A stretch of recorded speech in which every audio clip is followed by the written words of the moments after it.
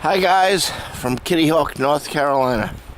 As you can see, the roads or driveways are not too bad. Trucks are starting to get some snow. Snowing pretty good for us. Everything's pretty much white except the roads. It rained last night. I'm just out here playing with my pup. But anyway, we don't see that much snow.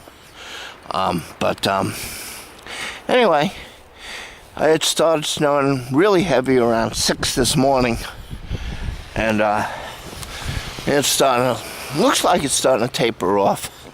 But you look at it, it's still coming down. So get another couple of hours of this and maybe get another inch.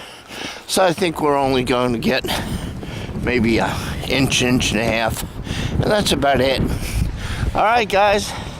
That's my report from Kitty Hawk, North Carolina. It is sticking on the grass. There's the pup. It is sticking on the grass, but it's turning slushy on the roads. This is the back roads. Probably the main roads are fine in Kitty Hawk, North Carolina. I wouldn't want to go on any bridges. Probably schools got a late start or closed. I didn't listen. I just got up myself. So, that's my report. I'm sticking to it. Take care.